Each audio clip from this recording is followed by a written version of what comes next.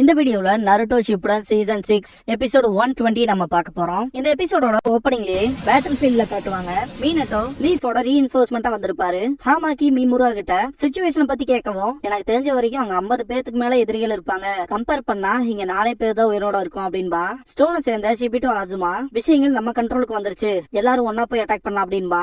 மீனட்டோ leaf சேர்ந்த மிச்சம் இருக்கவங்க கிட்ட அவரோட கஸ்டமைட் குணாயை கொடுத்துட்டு எல்லாருமே அந்த குணாயை எதிரியை நோக்கி வீசுங்க, மிச்சத்தை நான் பாத்துக்கிறேன் அப்படின்பாரு. லீஃப சேர்ந்த ஒருத்தன் முட்டாள்தனமா இருக்கு, உங்களால கூட முடியாதுன்னு சொல்ல வரும்போது ஹமாக்கி வாய மூடு, அவர் சொல்றத மட்டும் செய், yellow flash of the leaf பேட்டல பாக்க போறோம், டக்குன்னு முடிஞ்சிரும், கவனமா பாரு அப்படின்பா. தக்காளி தாறுமாறா இருக்கும். ககாஷிக்கு போற வழியில கை வலிக்கும், ரெண்டு சொல்லிருப்பா இல்லையா, காயம் நல்லாவே அறுது இருந்தாலும் பாத்துக்க அப்படின்னு. அதை திங்க் பண்ணி பாத்துட்டு ஒபிட்டோ சொன்னான்ல, நீயும் நானும் அடிபட்டு கிடக்கும் போல இருந்தா நம்மள காப்பாத்தினா மெடிக்கல் நெஞ்சிச்சு மூலமா, அவன் மட்டும் இல்லைனா நீயும் நானும் எப்பவோ இறந்திருப்போம், இப்போதைக்கு மிஷினை விட ரெண்ட காப்பாத்துறதுக்கு தான் முக்கியத்துவம் கொடுத்தாகணும் இருப்பான் ஒபிட்டோ. ககாஷி கிட்ட மீனட்டோ ரூல்ஸ் அண்ட் ரெகுலேஷன்ஸும் முக்கியம் தான், ஆனா அது மட்டுமே எல்லாம் கிடையாது, சொல்லி கொடுத்துருக்கேன்ல, சில டைம் வர சிச்சுவேஷன்ஸ்ல எனிமிக்கு அகைன்ஸ்டா சீக்கிரமா ரெஸ்பான்ஸ் பண்ணி ஆகணும் அப்படின்னு சொன்ன விஷயத்தெல்லாம் ககாஷி திங்க் பண்ணிட்டு அவனோட அப்பாவான சாக்குமோவை ஒபிட்டோக்குள்ள பாத்திருப்பான். ஒபிட்டோ ஒயிட் ஃபேங்க தான் நான் உண்மையான ஹீரோவா நம்புறேன், நீ சொன்னதும் சரிதான், ஷினோபி பெல்ல எவன் ஒருத்தன் ரூல்ஸ் அண்ட் ரெகுலேஷன்ஸ் ஃபாலோ பண்ணலையோ அவன் குப்பைதான், ஆனா எவன் ஒருத்தன் தன்னோட சொந்த காம்ரேட்ஸே கைவிட்டுறானோ அவன் குப்பையை விட கேவலமானவன் அப்படின்னு ஒபிட்டோ சொன்ன விஷயத்தை திங்க் பண்ணி பாப்பான் ககாஷி. இந்த இடத்துல Kakashi Chronicles a boys life on the battle field part 2 அப்படிங்கிற இந்த எபிசோடோட டைட்டில் போட்டு ஸ்டார்ட் பண்றாங்க. ஒபிட்டோ எதிரிகள் இருக்க இடத்த கண்டுபிடிச்சிருப்பான், அமைதியா இருக்கணும், என்னால முடியும் அப்படின்ட்டு தன்னை தானே அடிச்சுக்குவான். சவுண்ட நோட் பண்ணிருவாங்க. டாய்செக்கி அவனை நான் பாத்துக்கிறேன், உன்னோட கென்ஜுட்சுவை யூஸ் பண்ணி அவகிட்ட இருந்து இன்ஃபர்மேஷன் எடுத்துரு அப்படின்ட்டு கேமோஃபிளேஜ் ஜுட்சுவை பண்ணுவான் டாய்செக்கி. கக்கு ஒரு இன்ட்ரகேஷன் கென்ஜுட்சுல போட்டிருப்பான். ஒபிட்டோ கிளம்பலாம் அப்படின்ட்டு முன்னாடி போகும்போது எங்கன்னு சொல்லி கேட்பான் டாய்செக்கி. ஒபிட்டோ திரும்பி பார்க்கும் போது ரத்தம் தெரிக்கும், பார்த்தா ககாஷி வெட்டி இருப்பான். ஒபிட்டோ ககாஷி ஏன் அப்படின்னு சொல்லி கேட்கும் போது, உன்ன மாதிரி அழுமூஞ்சி நிஞ்சாட்ட நான் எப்படி அதை விட முடியும், விடுவனா என்ன அப்படின்னு சொல்லி கேட்பான் ககாஷி. ககாஷின்ட்டு பாப்பான் ஒபிட்டோ, எனக்கு தெரியும் அந்த சில்வர் ஒயிட் ஹேரும் ஒயிட் சக்ரா பிளேடும் நீ ஒயிட் ஃபேங் ஆஃப் த லீஃபான்னு சொல்லி கேட்பான் டாய்செக்கி. இது எங்க அப்பாவோட நினைவு பரிசு அப்படின்பா ககாஷி. ஒபிட்டோ அதுக்கு முன்னாடி ககாஷி சொல்லியிருப்பான் இல்லையா, மிஷனுக்கு தேவையான பொருள் தான் கொண்டு வரணும், எமோஷன்ல வேலைக்கு ஆகாதுன்னு, அதை திங்க் பண்ணி பாத்துட்டு பாப்பான். ஏன்னா ககாஷி வச்சிருக்க அந்த ஒயிட் சக்ரா பிளேட் பாத்தீங்கன்னா அது ககாஷி அவன் அப்பாவோட பொருளுங்கிற ஒரு எமோஷன், இப்ப அதை வச்சுதானே சண்டை போடுறான், அதை திங்க் பண்ணி பாப்போம் ஒபிட்டோ. அப்படியா, நீ ஒயிட் ஃபேங்கோட பையனா, அப்படின்னா உன்ன கண்டெல்லாம் பயப்படணுங்கிற அவசியமே இல்ல அப்படின்ட்டு கேமோஃபிளேஜ் ஜுட்சு பண்ணுவான் டாய்செக்கி. ககாஷி ஸ்மெல் பண்ணும்போது நினைச்சேன் ஸ்மெல் முதல் கொண்டு மறைஞ்சிருச்சு, ஏதாவது சின்னதா சத்தம் கேட்டுச்சுனாதான் அவன் இருக்க விஷயமே நமக்கு தெரியும் அப்படின்ட்டு கவனமா பாப்பான் ககாஷி. அவன் எங்க அப்படிங்கிற மாதிரி ஒபிட்டோ பாத்துட்டு இருப்பான். ககாஷி ஒபிட்டோக்கு பின்னாடி வரத பாத்துட்டு முன்னாடி போகும்போது டாய்செக்கி ககாஷியோட இடது கண்ணை வெட்டி இருப்பான். என்னோட கண்ணு அப்படின்ட்டு அலறுவான் ககாஷி. ஏய் ககாஷி உனக்கு ஒண்ணு ஆலையிலன்ட்டு பாப்பான் ஒபிட்டோ. டாய்செக்கி இவங்களோட கதையை பொறுமையா முடிக்கலாங்கிற மாதிரி நினைப்பான். ககாஷி அவன் வேற லெவல்ல இருக்கான், என்னோட ரத்த கரப்பட்ட குணாயை முதல் கொண்டு இங்க எரிஞ்சிட்டு போயிட்டான், ஸ்மெல்ல வச்சு கண்டுபிடிச்சிருவான்னு அப்படின்னு ககாஷி சொல்லிட்டு இருக்கும் போது ஒபிட்டோ அழுதுட்டு இருப்பான். திரும்ப கண்ணுல தூசி விழுந்துருச்சுன்னு சொல்லாத, ஷினோபில அழக்கூடாது, நான் இன்னும் சாகல, கொஞ்சம் கவனமாரு அப்படின்பா ககாஷி. மீனட்டோ ஒபிட்டோவை கூப்பிட்டு காகிள்ஸ் வியர் பண்ணிக்க, எப்படி தூசி விழுகும் அப்படின்னு சொல்லி கேட்டிருப்பாரு இல்லையா, அந்த விஷயத்தையும் செல்ஃப் கண்ட்ரோல பத்தி பேசுறேன், அதே அளவுக்கு ஸ்ட்ராங்கா ஒரு வாய் பேசாத செயல்ல காட்டு அப்படிங்கிற மாதிரி சொல்லிருப்பாருல மீனட்டோ. அதான் திங்க் பண்ணி பாத்துட்டு, நான் பேசுறேன், ஏதோ ஒரு பர்சனால காப்பாத்தப்பட்டுட்டு இருக்கேன், அதிகமா வாய் பேசாத தோத்தாங்கொழியாவே இருக்கேன், ஆனா அப்படின்ட்டு ககாஷிக்கு டீச் பண்ணிருப்பான் இல்லையா ஒபிட்டோ. ஒயிட் ஃபேங் தான் உண்மையான ஹீரோன்னு நான் நம்புறேன், எவன் ஒருத்தன் தன்னோட காம்ரேட்ஸ கைவிடுறானோ அவன் குப்பையை விட கேவலமானவன்னு சொல்லிருப்பான் இல்லையா, அதை திங்க் பண்ணி பார்த்துட்டு எந்திரிப்பான். அந்த வார்த்தைகள் நான் பேசின வெறும் வார்த்தையே இருக்க கூடாதுன்னு நினைப்பான். சாப்பிட அப்படின்ட்டு டாய்செக்கி அட்டாக் பண்ண வருவான். ஒபிட்டோ சும்மா குணையை நீட்டி வைக்க மாதிரி இருக்கும். ககாஷி ஷாக்காவான், எப்படிறான்ங்க மாதிரி. டாய்செக்கி ஒபிட்டோவோட கண்களை பார்த்துட்டு அந்த கண்கள் அப்படின்ட்டு செத்துருவான். ஒபிட்டோவோட சரிங்கான அவைக்கனா இருக்கும். இந்த தடவை என்னோட காம்ரேட்ஸ நான் பாதுகாப்பேன் அப்படின்பா. ககாஷி ஒபிட்டோ கிட்ட உன்னோட கண்கள் மாறி இருக்கு அப்படின்பா. ஃப்ளோ ஆஃப் சக்ராவையும் மூமெண்ட்ஸையும் பார்க்க முடியுது அப்படின்பா ஒபிட்டோ. ககாஷிக்கு வலிக்கும், என்னோட இடது கண்ணை நான் மொத்தமா இழந்துட்டேன் போல, ரெண்டு கொடுத்து எமர்ஜென்சி கிட்ட நான் யூஸ் பண்ணிக்கிறேன், இப்ப சீக்கிரமா நம்ம ரெண்ட காப்பாத்தியாகணும் அப்படின்பா ககாஷி. குகைக்குள்ள காட்டுவாங்க. கக்கோ ரொம்பவே புடிவாதமா இருக்குல்ல அப்படின்ட்டு பாத்துட்டு இருப்பான். ககாஷி ஒபிட்டோ வந்திருப்பாங்க.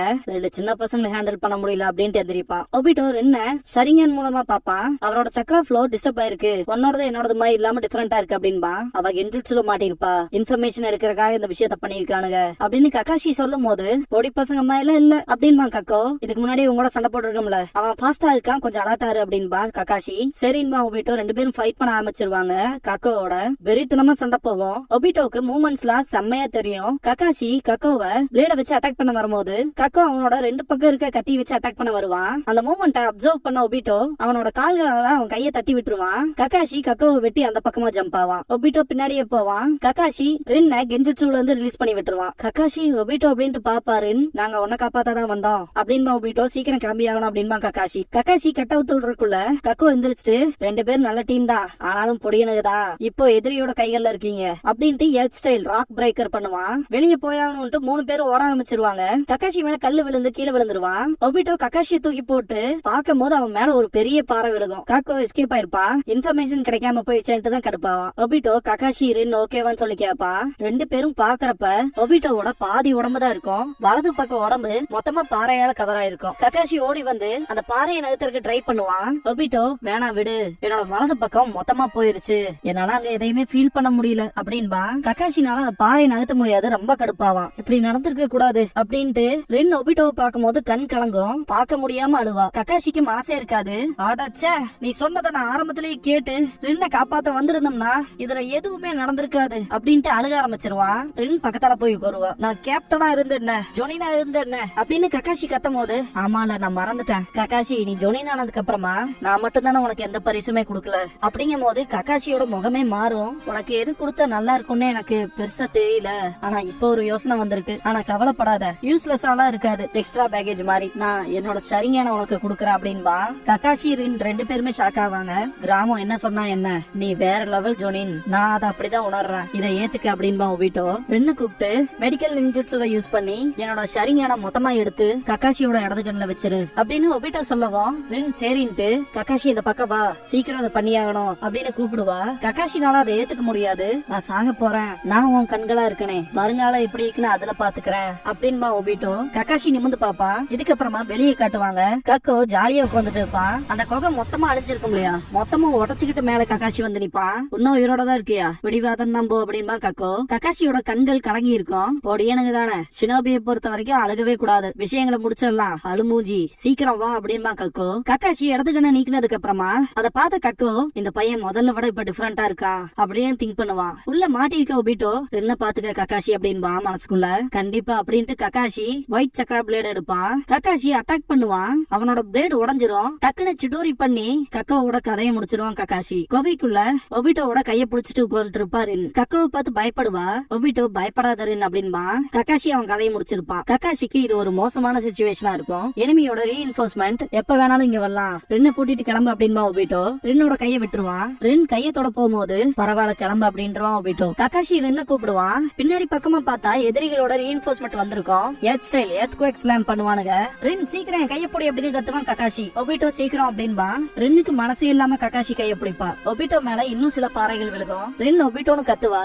இப்பதான் நானும் கக்காஷியும் சேர்ந்து செயல்பட்டோம். ரென் கிட்ட நான் அவளை காதலிக்கிறேன்னு சொல்ல முடியல, எல்லாத்து கூடவும் அதிக டைம் ஸ்பெண்ட் பண்ணணும்னு ஆசையா இருக்கு அப்படின்னு ஒபிட்டோ திங்க் பண்ணிட்டு இருக்கும் போதே மொத்தமா அவனை மூடி இருக்கும். கக்காஷி ரென்னு தூக்குனதுக்கு அப்புறமா ஒபிட்டோன்னு கத்துவான். அந்த பாறைகள் ஒண்ணுக்கு ஒண்ணு மோதும் போது பயங்கர இம்பாக்ட் ஆயிருக்கும். கக்காஷியும் ரென்னும் எப்படி எஸ்கேப் ஆயிருப்பாங்க. ரென் மேல பாக்கும் போது ஸ்டோன் வில்லேஜ் சேர்ந்த ஷினோபிஸ் 2 பேத்தையுமே சுட்டு போட்டிருப்பாங்க. கக்காஷி ஒபிட்டோ இந்த ஜுட்சுவை பர்ஃபெக்டா பண்றதுக்கு நீ எனக்கு ஹெல்ப் பண்ணிருக்க அப்படின்ட்டு சிடோரி பண்ணுவான். உனக்கு இந்த சூழ்நிலையில கூட சண்டை போடுற விருப்பம் இருக்கா, எதிரியோட எல்லைக்குள்ள இவ்வளவு ஆழமா வந்திருக்கீங்கனாலே உங்களை பத்தி ஆச்சரியப்படுறது ஒண்ணும் இல்ல, நீ உறுதியானவன் தான் அப்படின்பா சுமாஷி. கக்காஷி மீனட்டோ கொடுத்த புனாயை வச்சுட்டு ரின் நான் இவங்களை பாத்துக்க நீ கிளம்பு அப்படின்பா. ஆனா அப்படின்னு ரின் கத்தும் போது நான் உன்னை பாதுகாக்கிறதா ஒபிட்டோக்கு ப்ராமிஸ் பண்ணிருக்கேன், என் உயிரை கொடுத்தாவது உன்னை பாதுகாப்பேன் அப்படின்பா கக்காஷி. ரின் ஆச்சரியமா பாப்பா. கக்காஷி ரின்ன கூப்பிட்டு ஒபிட்டோ உன்னை அதிகமா கேர் பண்ணா, அவன் உன்னை காதலிச்சா, நீதான் அவனுக்கு எல்லாமே, உன்னை பாதுகாக்கதான் அவன் உயிரை விட்டுருக்கான் அப்படின்னு கக்காஷி சொல்லும் போது ரின் கண் காங்க ஆரம்பிச்சிருவா.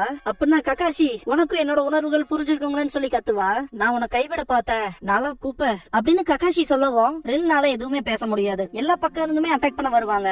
ரின் போ அப்படின்னு கத்துவான். கக்காஷி ஃபுல்லா பிளாக் அவுட் ஆயிரும். கக்காஷி மெதுவா அவனோட கண்களை ஓபன் பண்ணி நான் செத்துட்டேனா என்ன அப்படின்னு நினைக்கும் போது நைட் ஆயிருக்கும். பக்கத்துல மீனாட்டோ இருப்பாரு.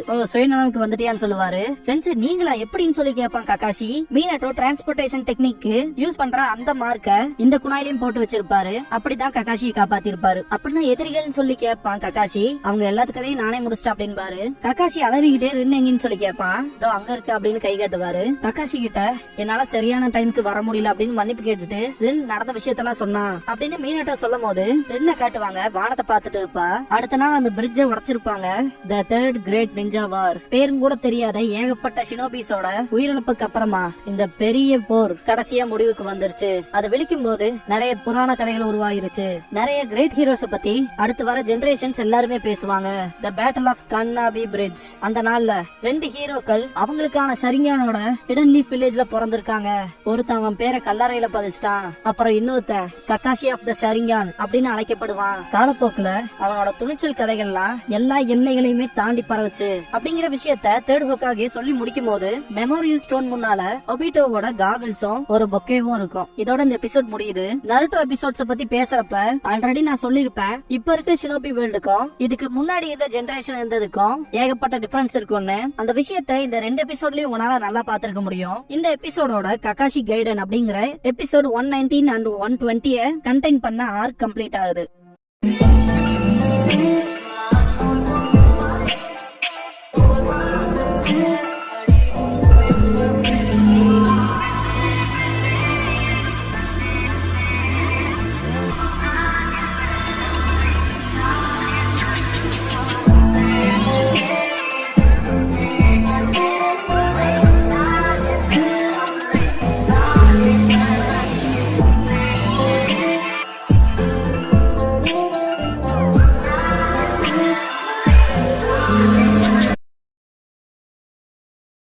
க்ளோசிங் சாங் முடிஞ்சதுக்கு அப்புறமா அசம்பிள் அப்படிங்கிற எபிசோட தான் நம்ம அடுத்து பார்க்க போறோம் அப்படின்மா நருட்டோ.